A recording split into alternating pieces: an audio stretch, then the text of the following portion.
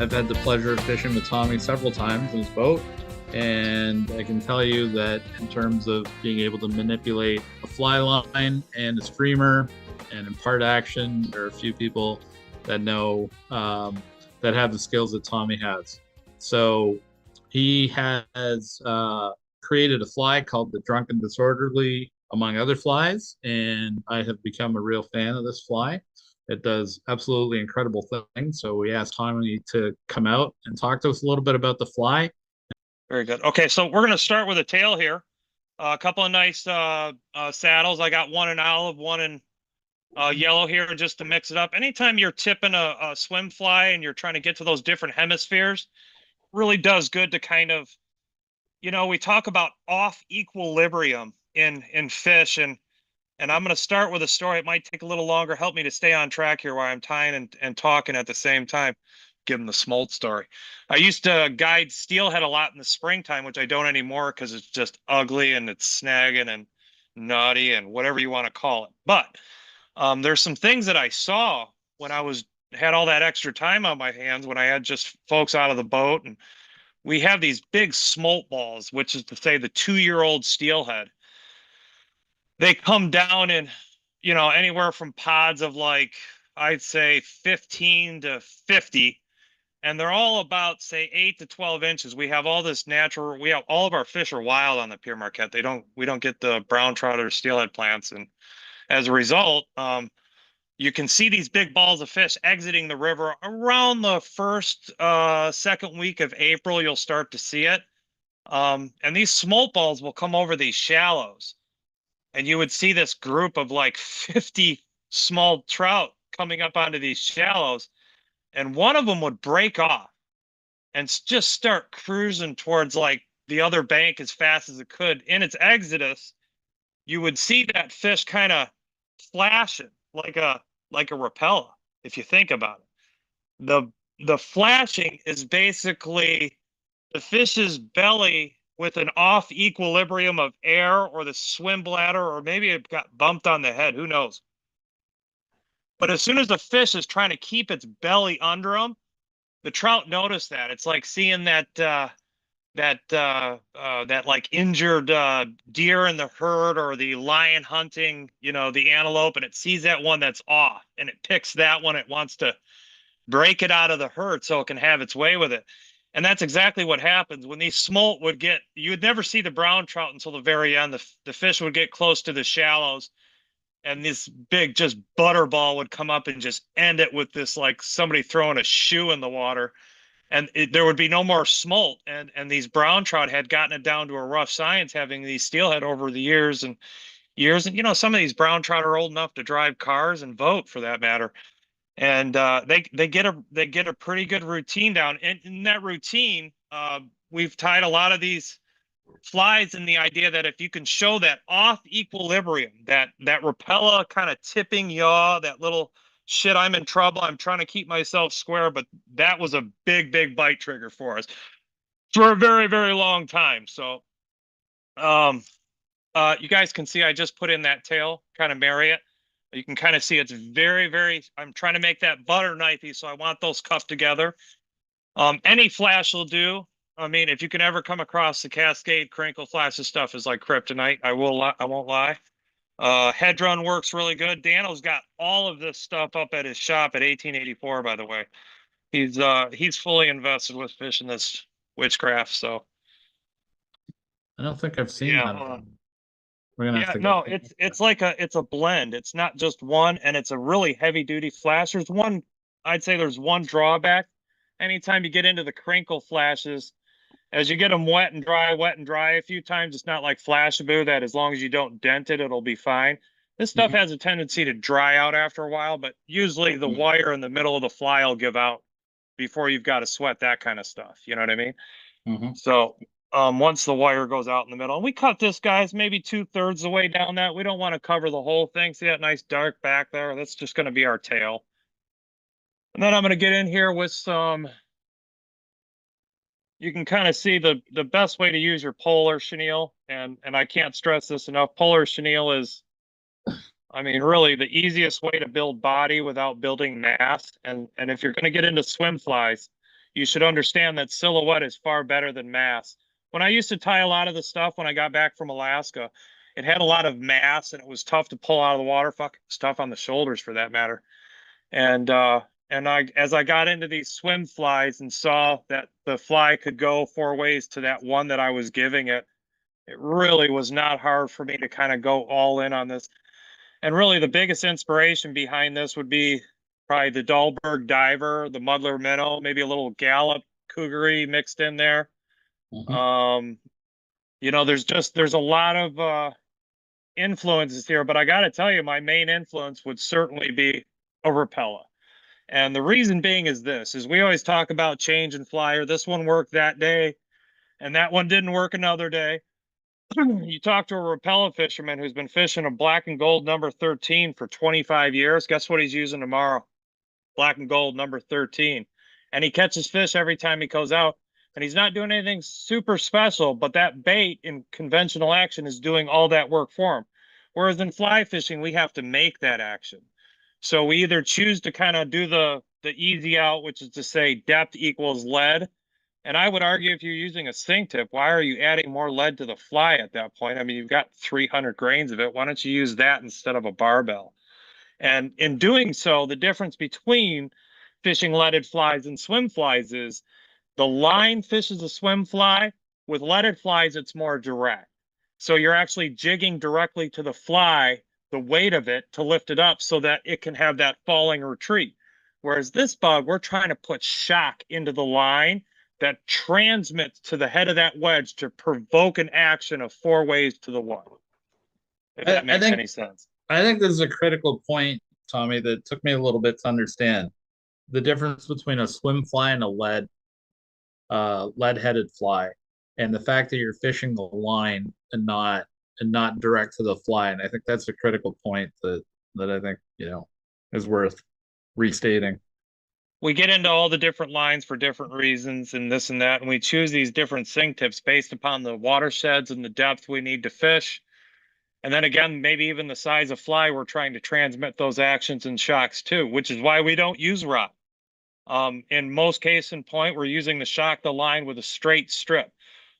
We have used the lift wiggle where we'll use the lifting of that wedge against the immediate anchor of the cast, and that can play a nice shallow, but it's very awkward. Obviously, there's this two-handed plays for a lot of that middle size river to tailwater game, which is crucial if there's any kind of clarity.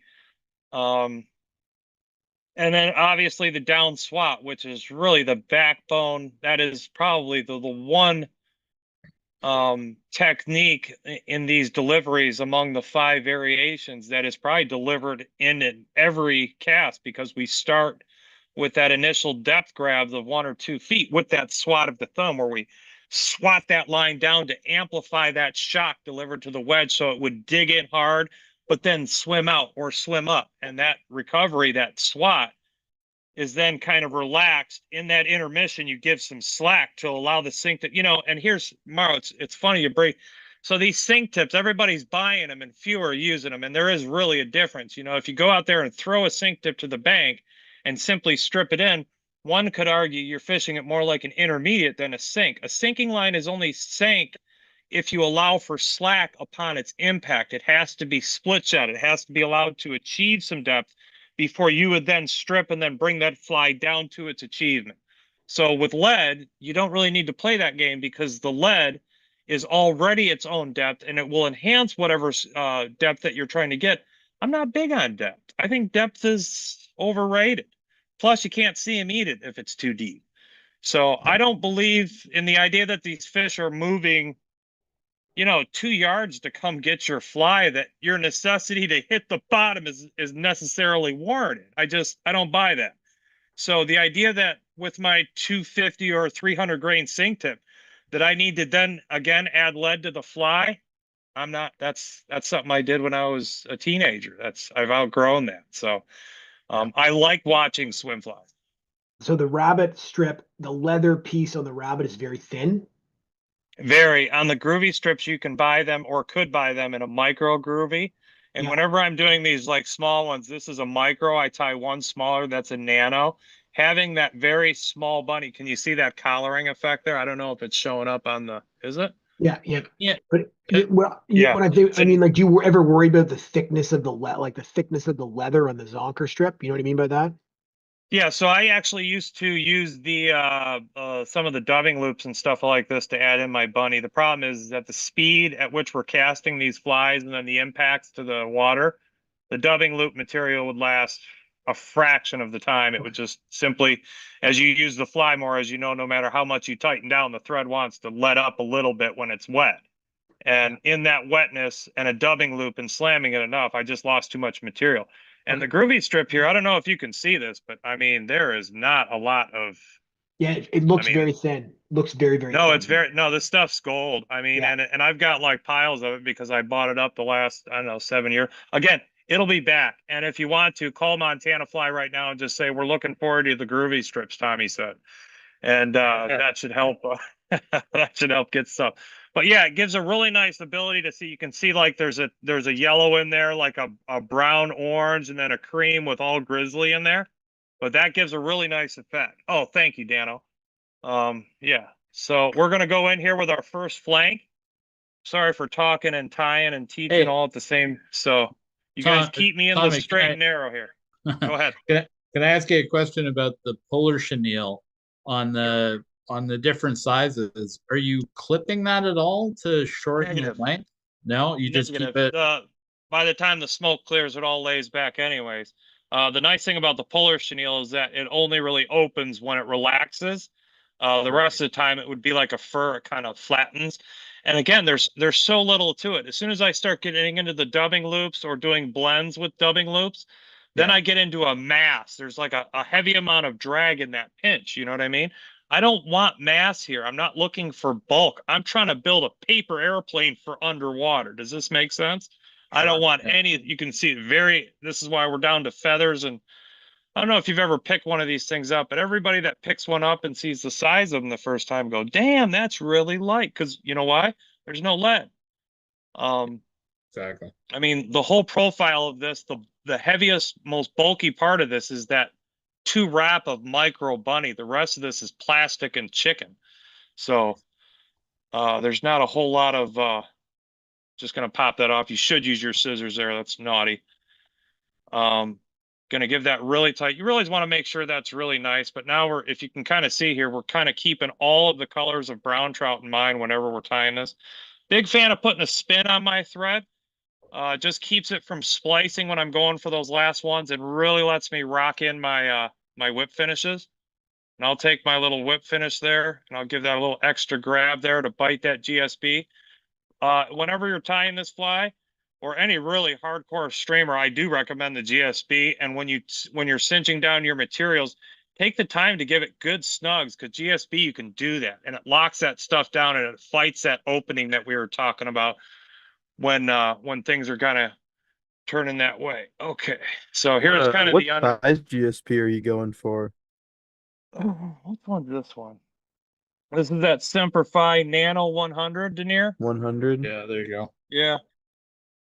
And I don't mind the 75 too for doing the really small stuff. It's optional. But the 100 keeps you down to kind of limited. But you can kind of see how we're starting to build the paper. You got the butter knife. Is that where is Yeah. it? Yeah. If I turn it this way, you can kind of see I mean, it's just a butter knife, but it's a nice rudder. So maybe talk a little bit about the purpose for the mallard flank over the back and how that gives you that wiggle.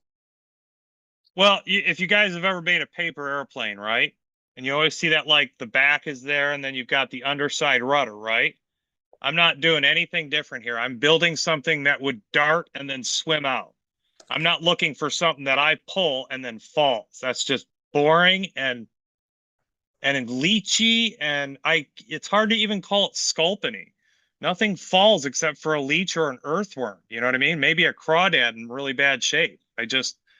I like stuff that's fishing kind of laterally or neutrally in the current, but I don't like to forget about a bug and assume that it's going to hit the bottom within 3 seconds of forgetting about it. I think it's hard to play those kills and deaths and those injuries if your bug is falling for the bottom. So it's not really neutral or kind of recovering with some float, it's just falling again. And that's hard to kind of make a bug do anything beyond fall once you've added that lead. There is a catch to using lead. You forfeit a lot of movement as soon as you say, I'm going to fish it. And it's not to say that you can't put a whole new train of different materials behind lead, but the story is still the same. It goes up, then it goes down. We're not talking about this. I could be honest with you. I can even down swat this, but based upon the current that this particular bug is in, at any given moment, this bug's going to go a completely different way than I might think it is because it has that option, because that wedge is going to dig in and that current's going to float that we don't know, maybe down. It's kind of unique like that. And I think that that inconsistency adds even more to the idea of it being an injured something. The more something is injured or just dying, the more you're winning if you're trying to sell this, as a real thing. It is about making this thing look not just there, but injured or dead. So, and just dead is the best one. It's like I said, it's like the fresh Big Mac without having to go all the way up to the drive-through. So, I've got here 30-pound bite wire. You can get into the nice bite wire from Rio, or you can stay with some of the more basic AFC stuff. I've put on a bead here in the middle, and this is to build a teardrop, which I'm going to continue. Obviously, I'm going to bring that way up here. And I only want a little bit of train behind this. See how I'm not really losing much there. I'm just putting enough there that I can have that teardrop so that there's plenty of play in that rear hook when it wants it. And then I'm going to come down my side of the hook first, tying that wire in. Every once in a while, I'll give that a pretty substantial snug. And then I'm going to take both of these wires, kind of cup them around to kind of build a nest for the would-be rattle. As this kind of cups down in here, I'm going to build a little nest here for this. And I'll show you as soon as I'm done. And you can kind of see these little nests that work out just perfectly for these little rattles that we're going to put in. And most people think I'm using the rattle for something I'm really not. I mean, is there the sound of a click sometimes when I'm doing that straight pop or a down swat? Sure. Do I think that fish is drawn in from yards away because I have this little glass bead? No, I don't think that. But what I'm trying to do is build profile, because as we all know, in building a fish pattern, the fish tends to be thickest and bulkiest and near its front. So all I need to do is leave a signature in the water. Something I've always had a problem with some of the older Bufords was they build the big massive head that left the signature in the water, and then they leave all this extra mass back here and say they need that mass to mimic real fish. And I'm like, well, if the forward part is the biggest and this is thinner, isn't this all in the cavitation of that would-be forward push? So the idea of fishing mass versus just leaving the signature for those fish to find on their lateral line, I think is a big misconception. I would take less material behind the big heads for added movement behind the head versus building some mass amount of material that would otherwise drag or anchor it in the current. Does this make sense? Yeah, basically what you're saying is that it's the water push that they're feeling, not so much the weight of the fly. Correct. As soon as the signature of the thickest or largest part of that fish is moved through the water column, whatever signature could be felt by that fish's lateral line is not left in the rear of that bait fish or pattern. It's in the forward. And that's why when you build these patterns, having a nice signature up here is great, but then leave all this with limited materials here for maximum movement post pause, fall, whatever style of fly you're using at that point. Right. So, and because we're adding 3 points of flash here and on a smaller fly, we tend to limit this flash. We don't get crazy with it. We're just using enough to, again, I think when I was a kid, I always wondered what the magic of the Rapella was. And I thought it was always just what I called the inconsistent random flash, which, ironically matched exactly what I saw in those smolt and fry that would die all spring long on the Pere Marquette as a result of all the predators. We have an early predator population of trout. They start really young here on the PM. As a result of all the salmon and steelhead in the system, not only do the fish have this bulk mass of insects and crustacea that they can forage on like any other river system. But then they get this influx of migratories that just packs the system with eggs and fry and smolt and par. And that's year round that these fish are subject to that huge mass of protein. And as a result, they start chasing smaller fish earlier than they would be on, say, like a tailwater, where the baseline of good fishing is bugs, because those tailwater fish eat bugs like it's going out of style and don't have little salmon and steelhead swimming all over their noses all day long. So there's a reason the streamer fishing has a really great test tube for application here in Western Michigan, or really anywhere migratories would enter. So, and I love these questions. These are good questions. Can I turn that again? So right here we've got our little teardrop here for maximum movement. We've got the bead here for a nice flare separation on the flash. And then right here, we're going to add in one more bridge of this way cool, groovy, awesome. Again, you don't always have to use the groovy. Like whenever I'm using like for chartreuse or some like pike or simpler flies, even some of the fire tiger patterns, I stay away from it. But for these patterns that you're trying to build a pattern that kind of mimics that of a spotted fish, I think anytime you can add more color and grizzly to the happening, the more likely you're going to mimic some type of spotting. On some of those beetle juices, as you can see, I put it in some of those guinea fowl to kind of mimic some smaller brook trout and whatnot. And even some of my smaller drunks that I've used up north around brown trout water that have brook trout, I'll add in that guinea instead of the mallard, just to make it so that I'm kind of getting that full spot. There's the end of that one. All right, and when you're pulling the bunny forward, you're not palmering, right? You're going like one over the other. So on this one here versus the rear one, where I do one and then one in front and then half of one tie down, this one I'll do both one and then one on top of that and then one under locked down, so that I can have that mass back here and save room for the rattle. And again, I'm trying to get just bigger moving forward. So this is the same amount of wraps as this spot back here, but I've condensed it, which again makes it one step bigger than the rear. Right. Does that make sense? So I'm not adding more material so much as I'm adding more material, or I'm adding the material in a smarter way to kind of give it that. You can kind of see just looking at it, this is a little bit more broader than the rear now. And then coming in back here, we're going to grab that kind of marriage of polar. And this one here happens to be the copper and the gold, or I think it's called the copper gold or copper UV. I think it's copper UV. That's what it is. And then the other one is that yellow UV. And if you mix them together, they have a tremendous, and green and yellow mixed together for brown trout for some reason underwater with these tans and coppers mixed in, just really sets off the idea of what a brown trout may or may not be here. But yeah, we don't really lose these. I got a box of those, as you can see. So we don't like to leave a man behind, if you know what I mean. Yeah, I've been on the boat and hung one in a tree, and let's just say Tommy will put in some effort to retrieve that fly. I'll get it. The way to think about it is like this. Would you rather spend another 25 minutes to a half an hour retying it, and then again having to pull the boat over, retie the fly on?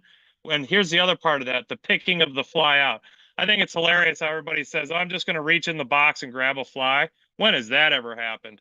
Jesus, anchor goes down, a couple of beers get pulled out. The guys start looking at each other about, okay, well, is it going to be this one? 25 minutes later, you guys pick the fly. And so the idea that time lost doing what we're doing, I don't think it's not really the case there. We're not really losing time at all by getting the flies back. In fact, we're saving time. And efficiency is a big part of streamer fishing. I mean, if you spend half the day with no confidence in a fly, and this is something that Mauro is going to tell you too, there's nothing I can tie on that's going to give you an immediate confidence. If you stop fishing the fly as if it's being watched, you start seeing fewer fish, if at all any fish. The idea that the fly needs to be changed every 5 to 10 minutes if it's not working is absurd, because that would leave you changing the fly all the time in streamer fishing and fishing far less time. The bugs work better in the water. If I change my fly with a streamer in a given day, it's 2 or 3 times, and that's simply out of boredom or maybe light. Sometimes the sun and the clouds come out. I can play that game. But the idea that there's some magical starburst color that the fish wants that you're not showing them, I mean, explain how chartreuse works so well. I mean, if we're trying to match the hatch on streamers and chartreuse works as good as it does, it's hard for me to build that bridge of matching the exact hatch. I build this brown trout because it's a confidence thing. I know a brown trout is more likely to want to fend off and feed on a smaller fish if it is like its own, and if I'm in that type of water. However, if I'm fishing the Pure Marquette that's littered with smolt, I might throw a little rainbow version of the same thing. Does this make sense? I think your comment around the black and gold Rapala is what kind of drove that point home for me, which is those guys never change color and they're catching way more fish than anyone else, right? So They do. And they're not changing patterns. And the idea that you need to change your pattern all the time because you think that it's more about the individual fish. And I'll tell you this right now, and Dan right next to me will back me up. That man right there is a great freaking angler. And every time he goes fishing with his buddy, he's out fishing him 3-1. Every time he goes fishing with me, I'm 4 to his 1. So just remember that as you get better at the presentation and that confidence and faith that you're being watched, and here's the proof of it. You ever see the guy, he finally sees the fish coming, right? He's like a zombie before this moment, but all of a sudden the fish is right up under his rod. He's out of strips and line, and he's sitting there kind of tapping his rod around left and right and doing all these creepy stuff, and everybody's oohing and on. And my question is why didn't we start from there? This idea that you have to see a fish to move the fly in a certain way to tease him into that final predation, what you should be thinking of is the moment the bug hits the water, you're selling that thing as if it's like you have to start selling this fly out of the gate. If you don't, the fish will take notice, especially with as many people streamer fishing. As I understand it, there are some people here that fish the Grand. Is that correct? yeah, many. Yep. There's many. You guys know Snakey's up in there. We used to bounce around in there when I was in my teens and early 20s. And all the nymph guys would be in there going, you're never going to catch snot with that big stuff. And my argument is how many people threw the big stuff to know that? And the answer was pretty simple. Nobody. Everybody threw what works, which is nymphs. Nymphs always work. So do streamers, especially if you work them correctly each time. Streamers do work that well. You just have to sell them better. And yeah, I think everybody just wants to throw on a woolly bugger and say, oh, they're not biting on streamers. It's not how this works. You're trying to pick a fight. You're not trying to window shop for them. You got to get in there and you got to make them notice you. You have to get some amount of offense, and you want to get that fish coming out of the corner swinging like Tyson. Because if you leave it up to them to just kind of come up and critique you, don't mistake that fish that comes up behind the bug really fast as a miss or a consideration, so much as just a elongated refusal. That's just a refusal. If the fish wants it, he can get it. He really can. So the idea that he's chasing you and he doesn't like your pattern, I would argue change your presentation, not the color or the pattern.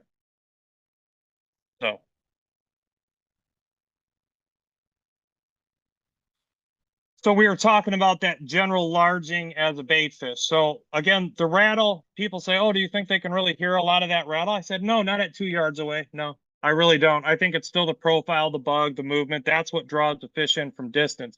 What I'm trying to do is make sure that my fish continually is getting bigger. So back here, I didn't have a rattle when I gave it those few wraps of the same polar, but here I did. And now as a result, I have more mats. When I cut this off and add the flanks, this is a fish that is getting larger as it gets to its head and then tapers off just like the nose of a fish.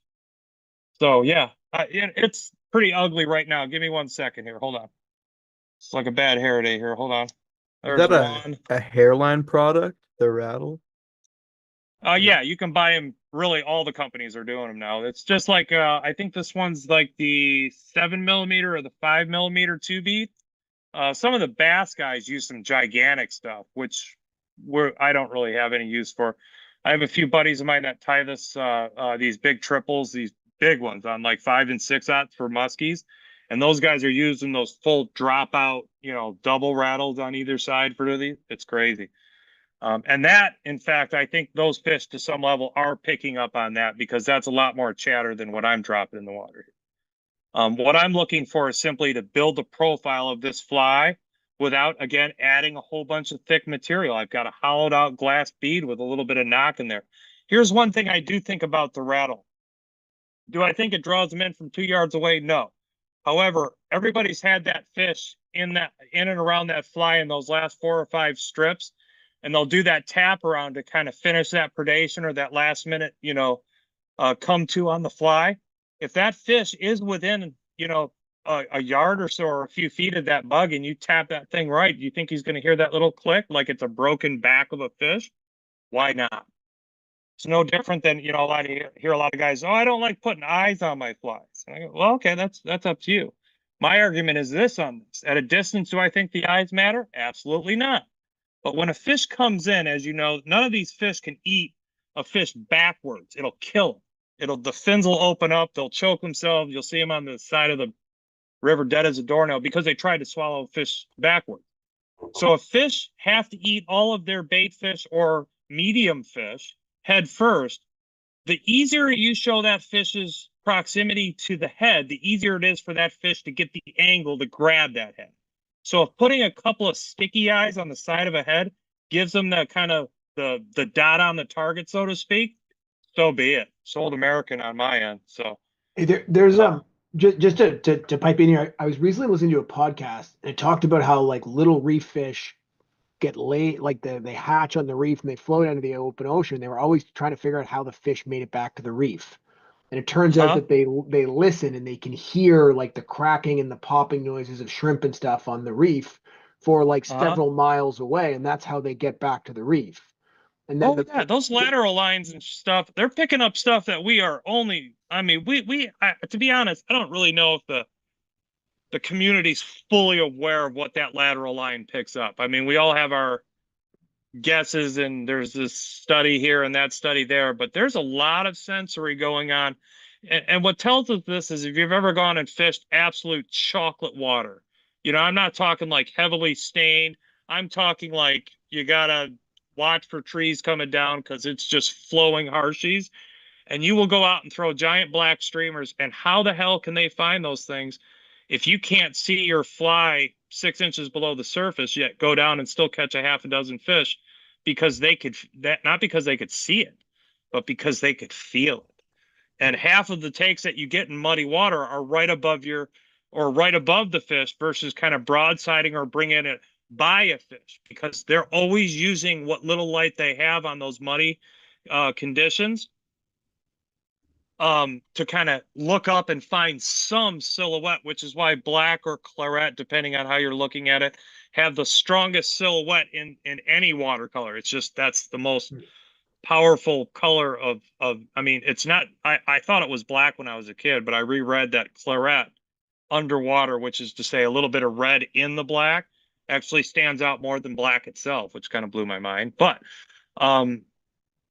yeah, I mean, I'm sorry, what was the question there? I lost that one. So the comment was that I actually believe fish hear quite well, and that the podcast was about how ocean noises are disrupting fish from finding reefs, juvenile fish from finding reefs, and it just got me thinking like everyone assumes fish can't hear, but turns out that they actually usually have very, very good hearing. Yeah, they are not as sonically challenged as we'd like to think. And so here's a good story that baselines that one. So I'm fishing below Mayo Dam. Let's say this is 15 years ago. Water's heavily stained. I bring a good bull to the side of the boat, fishing front. I threw a straight across. By the time he came in, he was coming in on the oarman's starboard oarlock. And the fish was maybe 15 feet away from the oarlock and turned away as my bug came to the front of the boat. And the fish was facing the other direction, like it was facing where it had come from. And my bug is well out of its point of view at that point.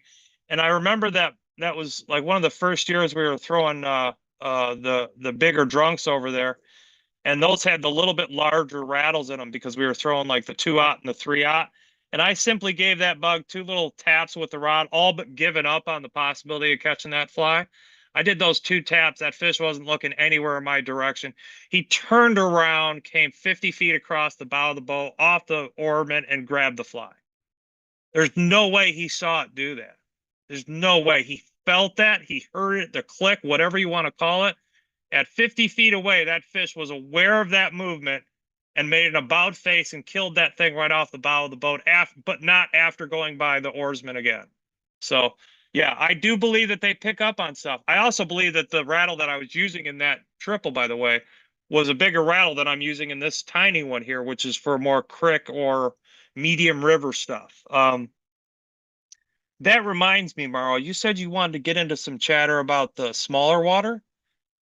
Yeah, so the water, the kind of the local water for our club is the Grand that you're very familiar with, and the Credit is the other one, which is kind of, it's a higher gradient river, and it's quite a bit smaller than the Grand, maybe half the size. I think in terms of CFS, it's probably in the like 30 to 70, depending on conditions. So it's cold water and more bouldery, not so much wood, although there are some log jams, obviously, but they relate more to the rocks, I think, than like on the PM where they seem to relate a lot more to the wood, is because you have so much. But maybe you could talk about and our season goes like beginning of May to end of September. Yeah, I can hear you. Maybe something around conditions, like different colors for different conditions in the smaller water, like sure. May and like end of September. Yeah. So I would say obviously in May, when the water's really cold, if you guys are still fighting a little bit of cold water, I really like those chartreuse whites. I don't know what that appeal is for that, but that's something I've noticed on the Pier Marquette, that the chartreuse and white, for some reason, whenever there's any amount of cold in the water, it just plays. And don't ask me why. That's like asking me why they eat a Sable skunk as good as they do. I don't understand it. I just fish it. Chartreuse against the backlit of the snow, maybe it's against the sky that time of year, maybe the cold water. There's a different predator stance in their mindset. It doesn't look like a bait fish. I don't know too many chartreuse smolts swimming around. At the same time, it still goes down like a Scooby snack, so it's something to consider for your thing. White is always a good early season, depending on if you have migratory fish or not. This kind of will dictate. Black is always, if you guys are deep into the cool weather, or even when the fish get a little bit more lethargic, black is tough to stay off, especially in the mornings. Black is always huge at night too. Black is a strong silhouette on the surface or just subsurface. Right. I'm not a big fan of orange, but I don't have a lot of affinity for fishing crawdads. I have some orange that I fish in some of my what we call the fire tiger patterns. And that's like a chartreuse and an orange, and that ends up glowing almost like a yellow. Before I keep going here, does everybody kind of up to speed with what I've done here? Everybody who's been watching that? So I've got like this one collar of a bunny. It's like 1.5 by the time the smoke clears. I've got my two flanks to build, my two sides of the butter knife on the front here, which I'll clean up before. That's our third and last stage of the Flashaboo on top. This after I took that polar chenille and I palmered all the way around that rattle, and then one extra in front of the rattle just to kind of cup off that material. Maybe could you comment on where you stop the bunny to start the deer? So that obviously will vary based upon how many pencils that I would use up here. You guys can see that as much material as I built back here, all I'm trying to do is leave just enough so that I can build the kind of the locomotion for the whole fly here, which is simply a door stopper deer wedge, which is allowed to cup and drag the water. Also, notice I go with a down eye, not a straight eye here. I know a few people in the industry commercially that are tying these things with straight eyes, and it's absurd. The idea of it is to draw that wedge down, not to skitter it across the water like it's some kind of, steelhead skating fly, Yeah. I mean, which isn't to say there isn't plenty of good uses for a straight eye hook. I play ton of stoneflies on the same stuff. But for what we're using it for, we want to engage that wedge as soon as possible, because that's really all the locomotion of this pattern here. So you were asking before, Mauro, see, I'm kind of using the knuckle of that bunny in front of it. And the one fellow was asking me about the material, the bulk, right? Yeah. And half the reason I use the bunny on the leather is that I want this shoulder. And I'm about to show you why with the deer. Yeah. Because the deer, when I come up along this in the front, I'm building a straight wall here that cuts off on like a hide. So when I take that collar and give it a snudge, I mean, that thing pops. It doesn't just flare over. I mean, it pops. And that's part of that low material, high signature that I'm looking to kind of encourage this bug to kind of leave. I don't want to leave a big, massive amount of mass signature. I simply just want the profile of what a fish would feel like coming through that water when it goes by a fish in any different CFS. So we were talking, I think a little today, Maro, about the speeds and stuff, you know, and how sometimes when the water's clear, we speed up, and when it's dirty, we can slow it down. So up to this point, folks, you can kind of see we've got the whole body built. We've got the tail puller. There's going to be a lot of movement here. And here's what I'll do is I'll tie this down really quick, and I'll whip it just so we can talk really quick about what I've done here and why the final stuff plays. So here's that butter knife. You can kind of see that cupping of the flank on the top of it. You've got that flank that the flash that I usually leave peeking out of the Mallard flank just so it peaks. And the same here. When I come over with that second ball of thing, I'll come into about the halfway point of, the halfway point of the flank. Sorry, let me get that. I'm going to look at the computer and not the fly. So if I'm back here, you guys can kind of see that when I cut this off, that flash is kind of even. So you don't want to get it so long that it starts getting tangled in there. And then this one cuts off just in front of that. So it's like stage flash. Again, I don't want this flash terribly thick underneath. You guys can kind of see that underneath this fly, there's almost no flash, right? Kind of like a Rapella has no flash on the top and all the flash on the bottom. We do the exact same, but the opposite here, because I'm going to tip this. When this bug is tipping and yawing as I dig in and to the left, it'll peekaboo this flash to the fish and not to us. Does this make sense? We always have the flash. It gives us a good visual on the bug sometimes. But when I tip this thing with that wedge going, those fish get the peekaboo of the flash. And again, that's that indication of injury. That kind of, you know, you're picking that fight. You're setting off that predator. Let me get this back in. We'll build ahead. So get that nice and snug for this one. And you We're did come back. You did 2 colors of bunny at the front. Yes, I like that mold. I like that molted kind of blend up there. You guys can see I went with the tan, the yellow, the olive. I got a little copper, all that butterscotch underbelly. I mean, I'm trying to keep the idea of this. And if I am keeping the idea of this, we all know that that brown trout's back is generally kind of that tan, orange, brownish into the green head, right? You guys can always notice that a brown trout's head, as a rule, tends to darken an olive as it goes into the forward. So let me get tied back up on here. So for this pattern, because we're tying a micro, unlike a mini or a standard, we were just talking about all the different pencil sizes and whatnot for this evolution. Let me grab my razor while I'm up here. Get all my guns in. We should maybe before you get into the pencils, maybe let's talk about the hook sizes for the different. Yeah. Very good. So up on the front here, the back here is a size 8, and that's a B10S Gamakatsu. Up on the front is a Montana fly, and that's a 4X long. I'm not sure the number off that offhand. It's a 4X long, 2X strong down eye, and that's a size 6. And again, this would be considered our micro, and we do it in nano for pretty much specifically just the cricks. You don't want to really get into the nanos for any big water flows, because if you do, then what happens is that smaller wedge will twist as soon as it, like, I mean, by the time the smoke clears, when you fish this correctly, it's digging and it's chucking and jiving, just like a Rapella does. Versus the same thing is if you over reel a Rapella, what it does is starts to spin, right? This is no different. This is, I mean, by the time the smoke clears, you're essentially tying a crankbait here. And that's the action that you're looking for, is that erratic action without throwing any weight. It's terribly comfortable throwing drunks because they don't weigh a thing. Get your hair scissors out here.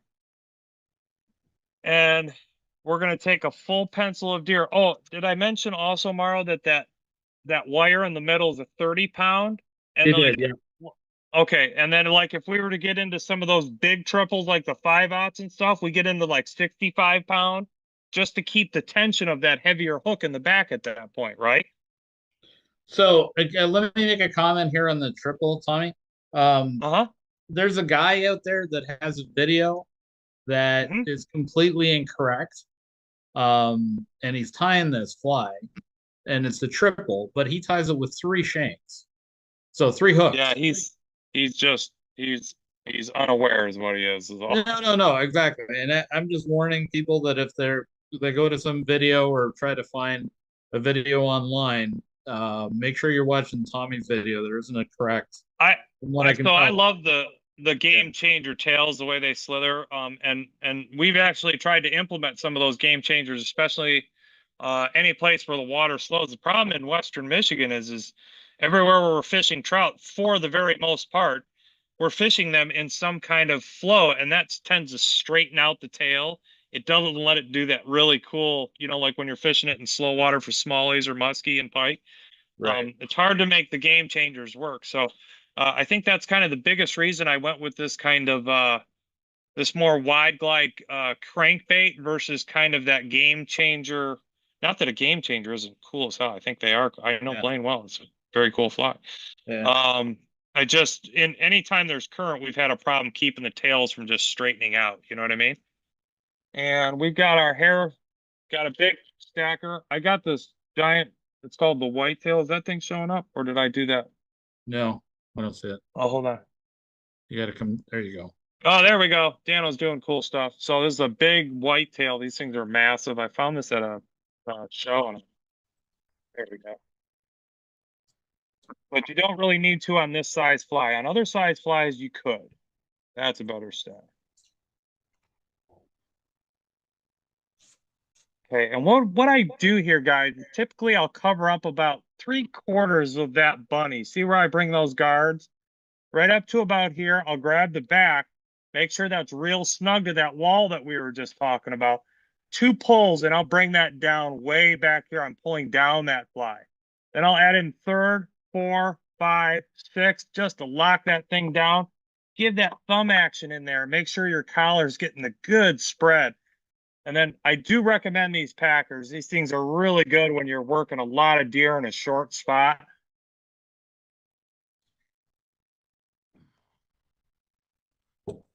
Almost there, guys.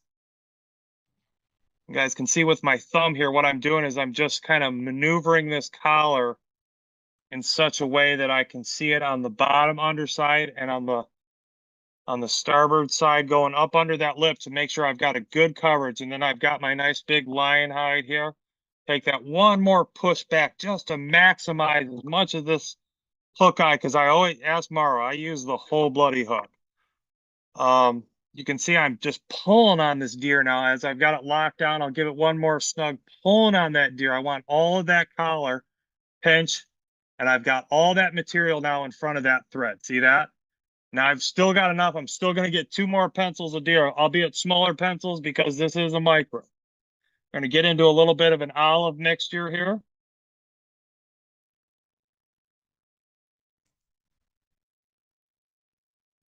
And just going to clean that up a little bit. No need to stack this one, guys.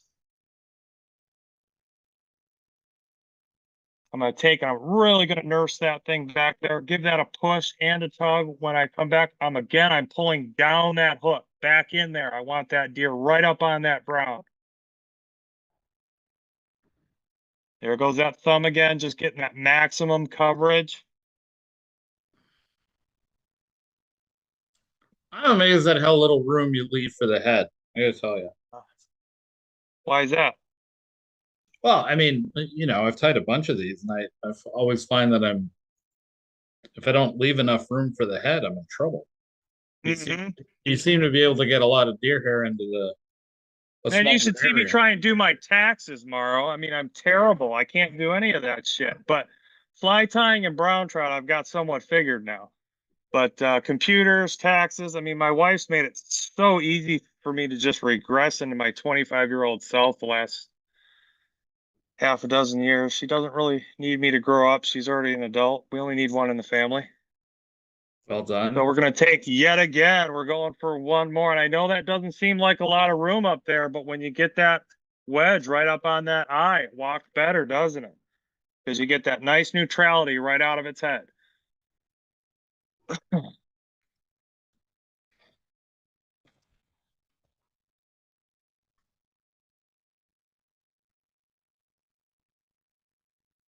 Always the trickiest one of them all. I will tell you too, folks, these are often easier to tie in larger sizes. When you start tying them, don't start with these little ones. You'll pull your hair out. So literally, Literally. we're gonna take and we're gonna give that a really good snug because we're using all of that area there. We're gonna grab that deer. You can see, Morrow, not only am I making sure it's back, but I'm pulling it back, right? Yeah. Snugging that thread, pulling it back, snugging that thread, pulling it back. Just getting enough room so I can slip in that one right there. Just that one little secure.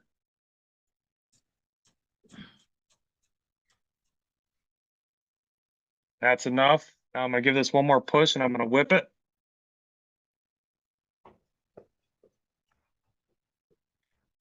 Give that a good spin. Like I said, you can always be a little bit more manhandling with your GSB if you spin it up and don't let it floss apart. You know what I mean? You can see what I'm doing here with my fingers. I'm kind of using that just to get in there for that lock in. Oh, missed it. Again, the bigger ones have a bigger eye and the deer is still the same length. So I'm going to get one secure up in there just to be sure. There's one.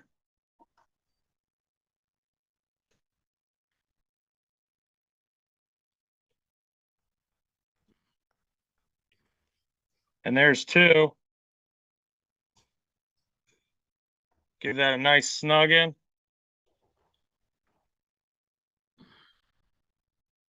There we go. Everybody with me here to this point? Mm-hmm. So are you Good. intentionally putting less on the bottom than on the top? Or is that just kind of right? I'm essentially, I mean, the first one you could almost argue is kind of spun like an elk hair caddis, Sure. where you're trying to keep basically the top 2/3 of the hemisphere completely wrapped like down into its side and leaving that bottom third kind of open.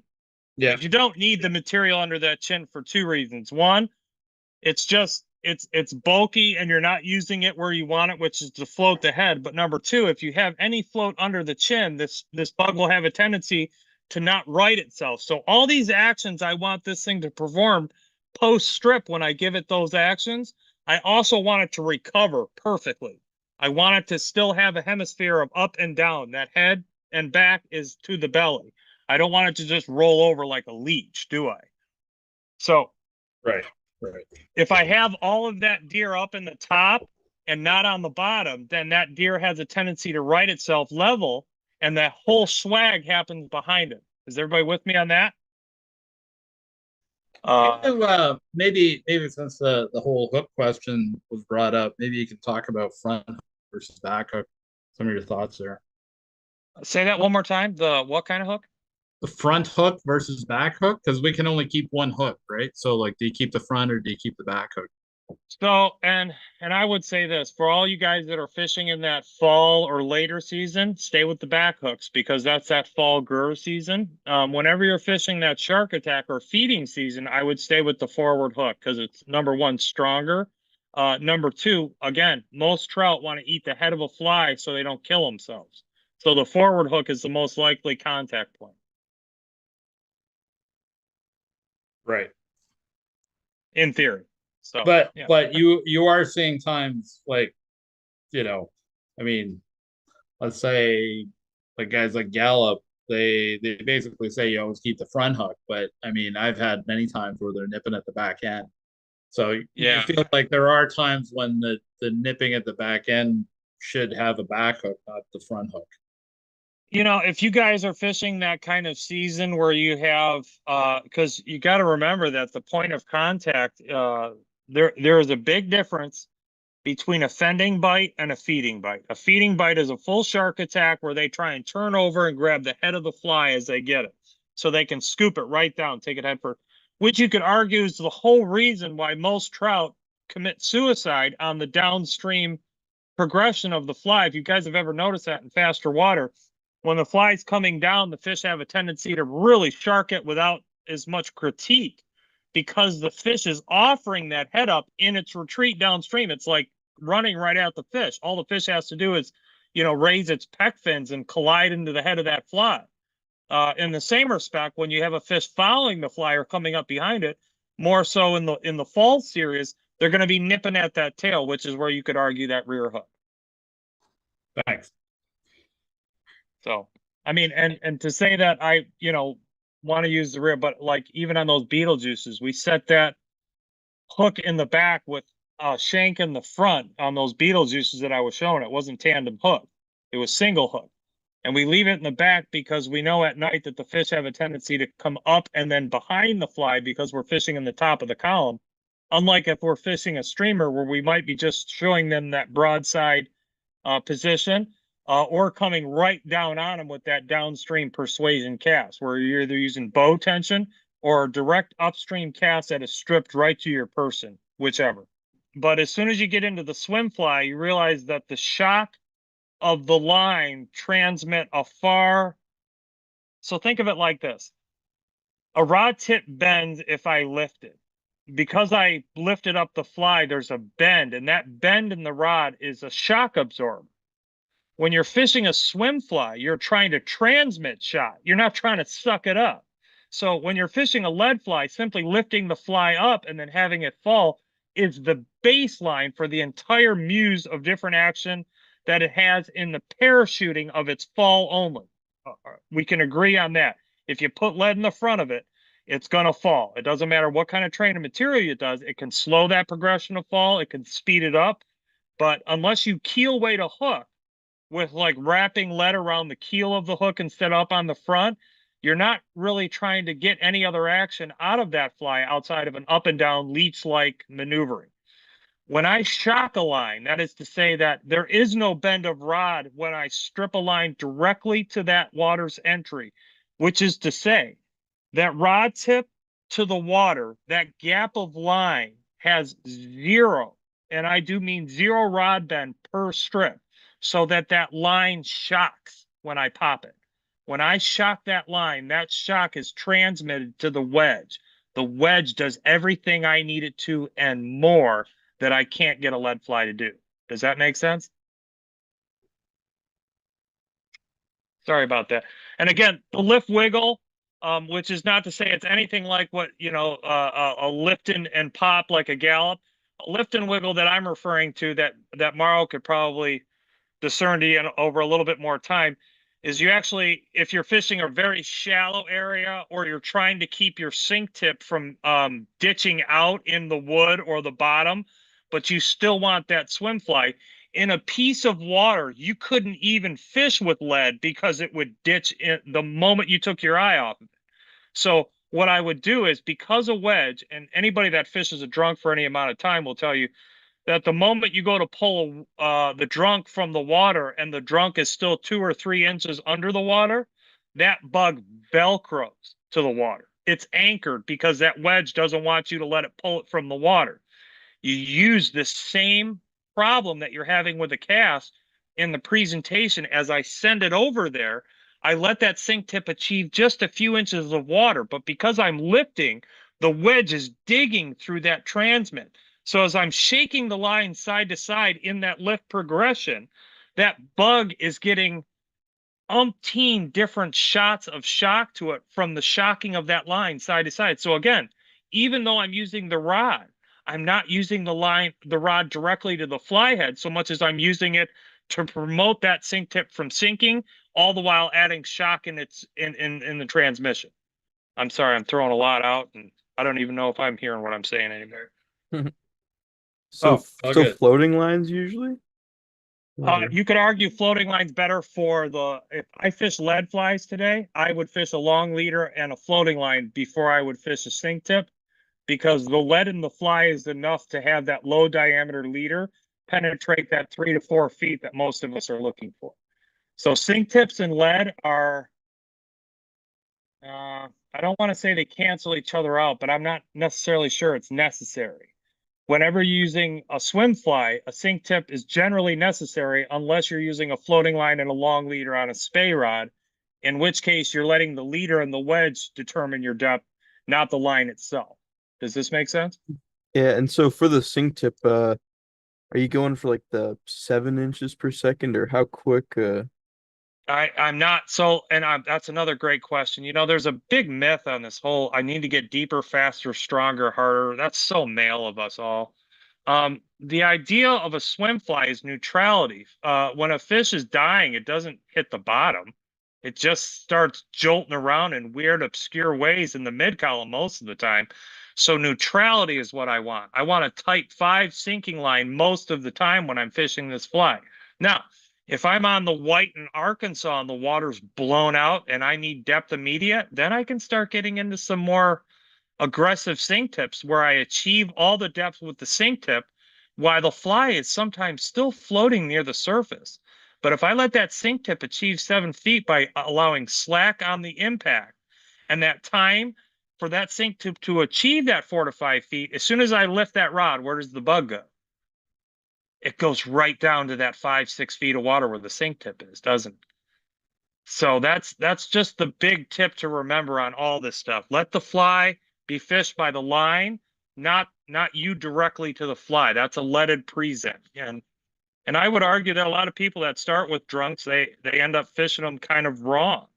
It's not until you're fishing them right do you see the potential of the bug. And I will tell you, it'll consume you. I mean, it gets really boring watching the other flies after you've learned how to make this one walk the dog. Um, Well, I will. So let and me. don't think for 1 second too, folks, that I had all this faith and confidence in this bug when I first came out with it. It came to me one night when I was going to sleep after 2 Rapella fishermen had given me a report that they kicked my ass yet again after I thought I had a pretty good day. And I said, what is that big pen with a yellow eye got that we don't have in this chicken? And all it is it's a ink pen with a yellow eye, and it kind of tips and it yaws. It tips and it yaws, and it has a little flash on either side of that tip and yaw. And that's what we tried to mimic here. That's the end result. So I'm sorry, Mara, I cut you off. No, I was gonna say. I think a couple of things. One is until you see what the bug can do. I think Tommy's exactly right. Like it's you will have trouble fishing it until you see someone fish it properly. So And you should it you is. should book. I promise. Yeah, you should book Tommy for a day and go fish it. Daniel's telling me to start the cut while I do this. Let's talk about leaders as we go.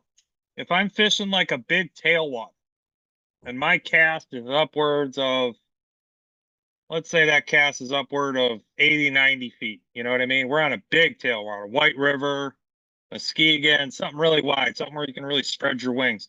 A short leader in that forum is very, very incorrect unless and only unless I'm using lead. Because with lead, leaders don't matter because we're trying to contact that head direct with that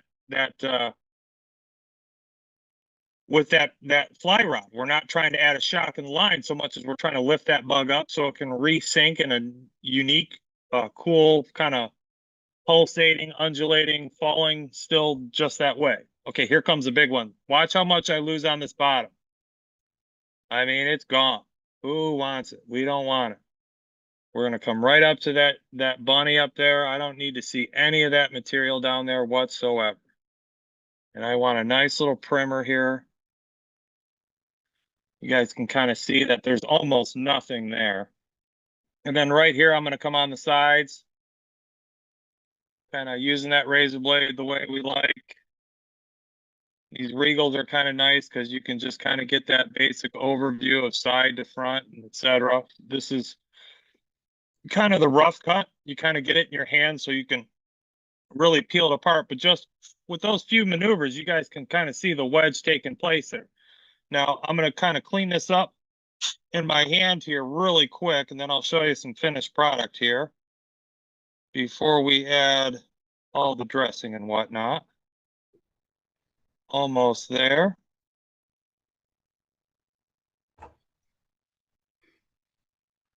It's okay to see your thread down there, guys. It really is. On the Everybody top. likes rubber legs. Would that mess up the swim on this guy if you threw in some rubber I'm legs? glad you asked that. As a matter of fact, it would. Something I love using on the Beetlejuice, though, because I fish it completely different.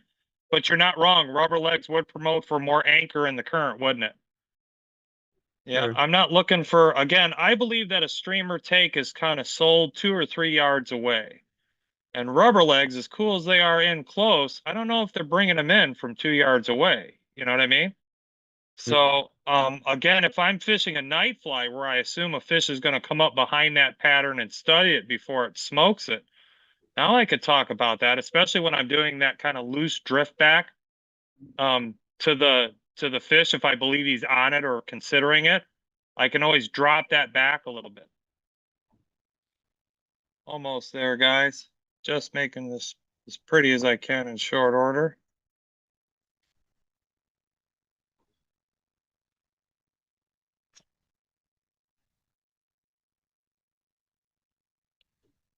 I know. Oh, do I got time? Almost there. I really like that thing flat because I want that water cupped.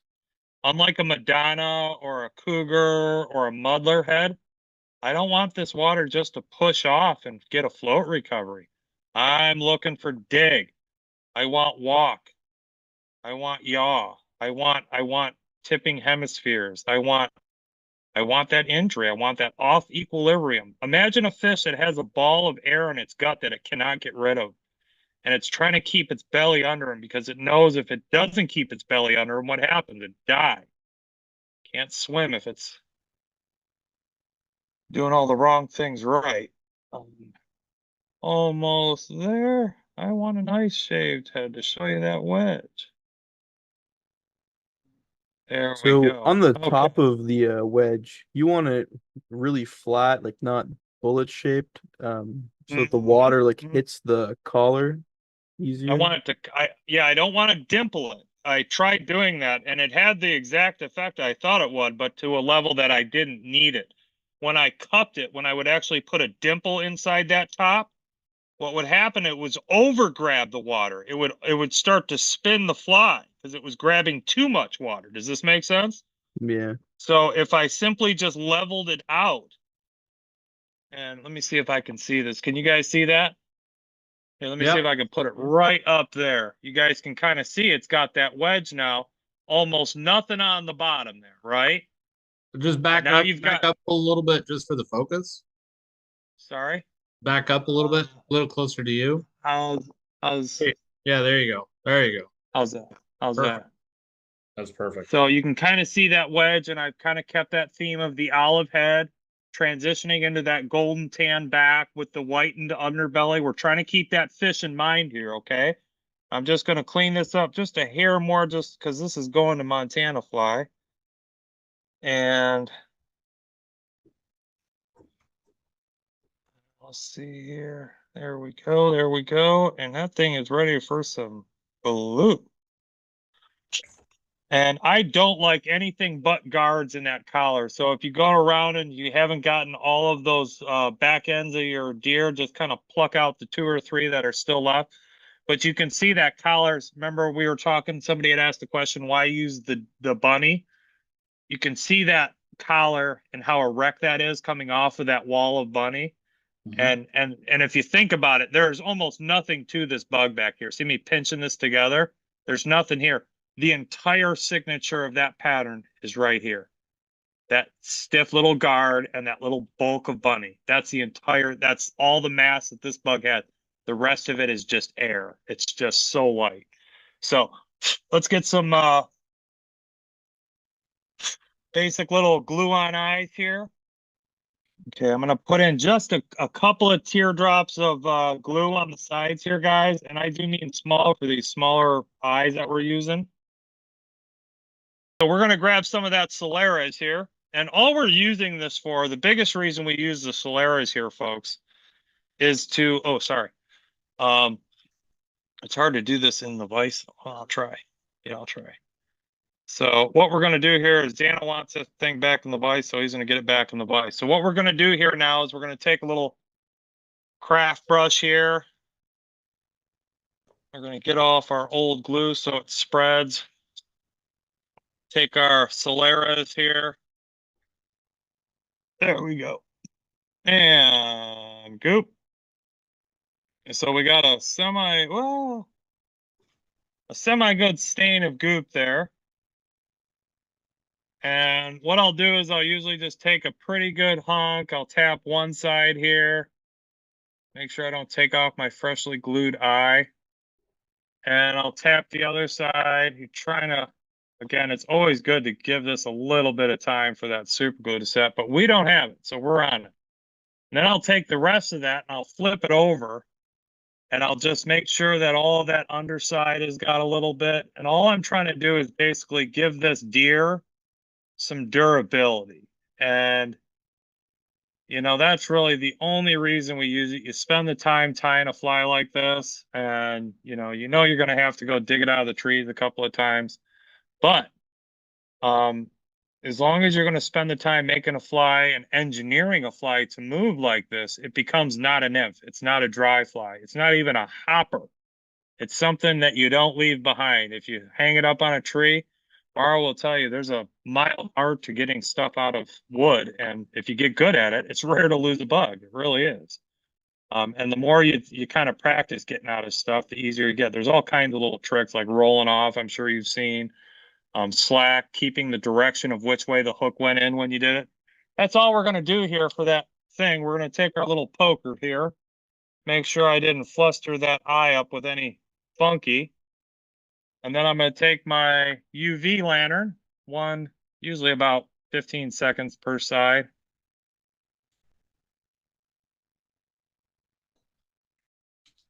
And presto.